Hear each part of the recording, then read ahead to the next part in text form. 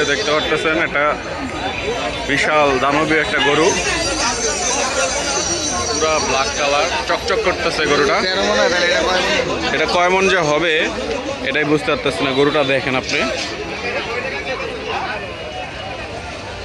গরু ওরে বাবা, লাঠি তো মারতে পারছিল। আল্লাহ, খুব চেতা, খুব চেতা। আমার লাঠি দেখে যে লাঠিটা দিছে, এই যে আল্লাহ, বাচ্চা গেছি।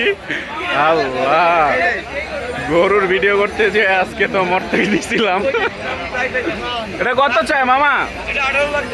18 লাখ। এটা কয় মন হইব মামা? কত?